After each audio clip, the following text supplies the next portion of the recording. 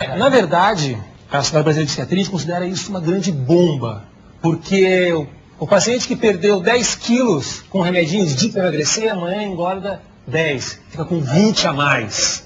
Fora que esses medicamentos acabam trazendo muito transtorno de humor, transtorno de ansiedade, e é muito comum a associação de suicídios com remédios ditos para emagrecer. Que bobeira, tanto acha graça. Eu não entendo, depois você trata dele. Vou fazer uma consulta particular depois. Até tem uma...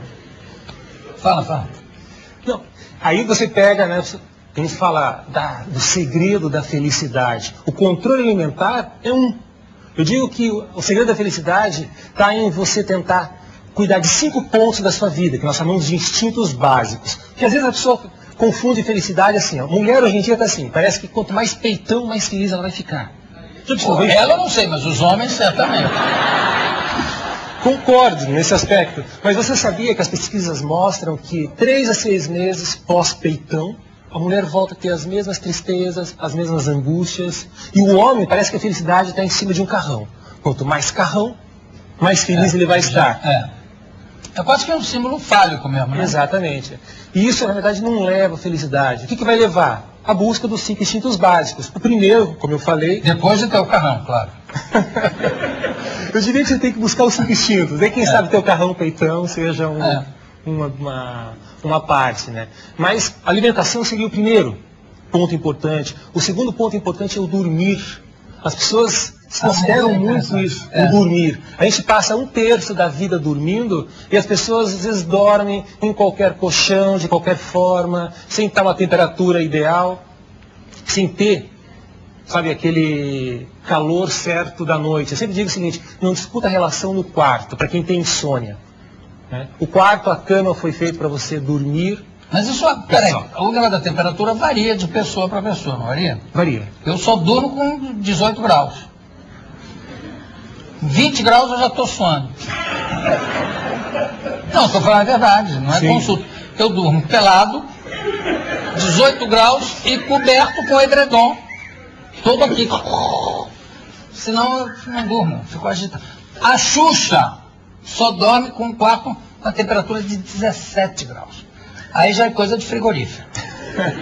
Ela tem até, o cara do ar-condicionado, pede uma carta dela dizendo que ela quer assim e tal, porque é uma coisa muito forte.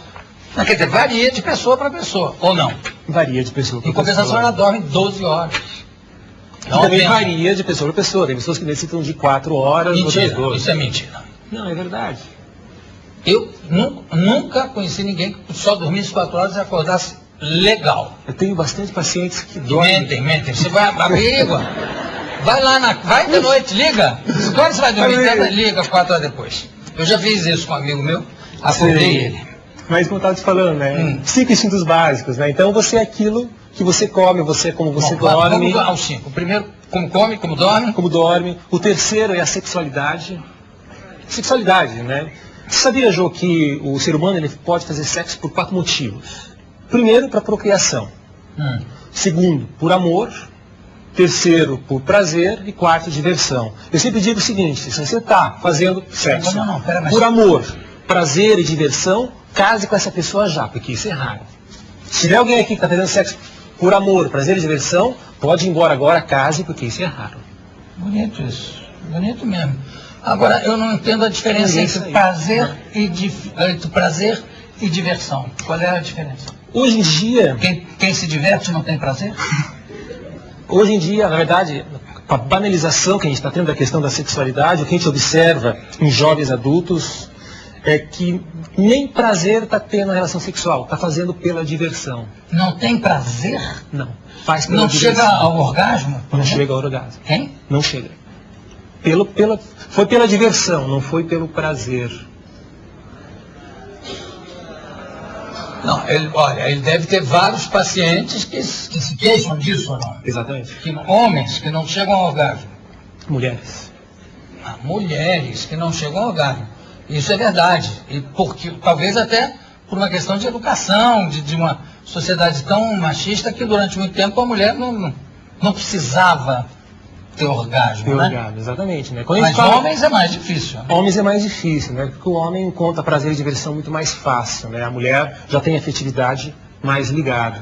E quando a gente fala de sexualidade, você observa que cria-se um tabu, um constrangimento e uma negação.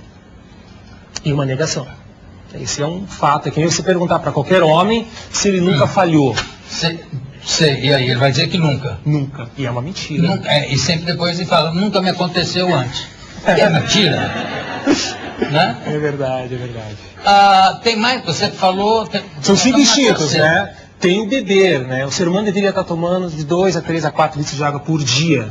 E eu sempre digo, né, quando eu faço meus shows por aí afora, que cerveja não vale. Cerveja não vale. Sabia, Jô, por curiosidade, sabia que 12% da população é dependente de álcool? E 30% ou mais abusam de álcool. Então, se a gente tem aqui nessa plateia umas 250 pessoas, pelo que me falaram, nós temos aqui, no mínimo, uns 25 alcoólatras e uns 60 abusadores de álcool. É só olhar que observa. Pode observar. Aqui no sexteto mesmo... Geralmente, o primeiro a olhar para o lado é o alcoólatra, porque o alcoólatra nunca acha que é com ele, né? Bebo socialmente. Bebo socialmente. De que sociedade? Realmente. Você sabe que fizeram uma experiência, ou aconteceu uma experiência dessas numa tribo indígena, que foi descoberta pela primeira vez.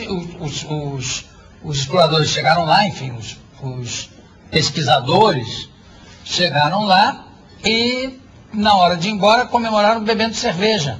E deram cerveja para os índios. E é claro que os índios tomaram um porre louco, apesar do pouquíssimo teor de álcool da cerveja, que eles nunca tinham tomado. Não tinha a menor resistência para aquilo. Eles voltaram um ano depois e 15% da tribo tinha ficado alcoólatra. Tinha ficado dependente. Que é a estatística mundial, na verdade, né? Que você vai criando a tolerância, que é aquilo que você falou, a resistência. O que é tolerância? A necessidade de aumentar a dose para ter o mesmo efeito. Aliás, vai uma dica para vocês. Geralmente o alcoólatra, na adolescência, é aquele amigo que bebeu todas, leva todo mundo para casa dirigindo e não ficou alcoolizado, não vomitou no bar.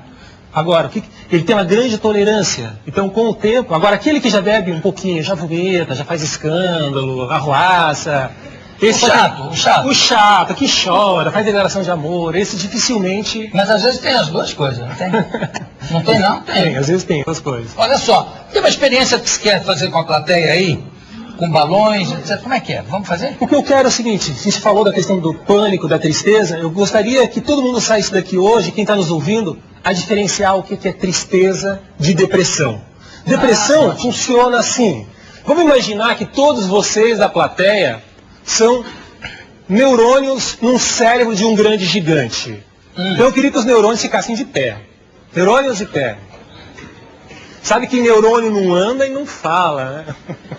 Mas pode rir, neurônio é bom. Sabe, Jô, a comunicação no cérebro entre os neurônios se dá através de sinapses. E eu explico no show chamado Viva Você, as sinapses através de bexigas. Então, através das bexigas que ficam correndo de um neurônio para o outro, você consegue pensar, respirar, correr, viver e amar. Eu sempre digo o seguinte, pedir para uma pessoa com quadro de depressão, corra, nade, é a mesma coisa que eu pedir para uma pessoa que não tem os braços e as pernas, pular no rio Tietê e nadar. Ele não vai conseguir. Aí mesmo no rio Tietê? Aí que não consegue com braços mesmo. E pernas, vai ser aí que não consegue. Por quê? Está faltando algo. E é o que eu vou tentar explicar para vocês. Então, neurônios, vamos imaginar que vocês têm agora umas bolinhas chamadas neurotransmissores. Um neurotransmissor muito conhecido é a adrenalina. Você já falar da adrenalina? O cara está adrenado. Então, além da adrenalina, existe a serotonina, a dopamina, e esse equilíbrio faz um cérebro feliz. Então, desculpa, doutor, sem querer interromper, já interrompendo. E a chamada endorfina? Faz parte também de todos os neurotransmissores. Também tá junto lá, são... Okay. Mas para simplificar a nossa... Não, tá bom, não era só para saber se fazia parte. Faz parte, tudo faz parte. Então, que caem os neurotransmissores agora. Agora eu queria ver os neurônios jogando essas bexigas uns nos outros.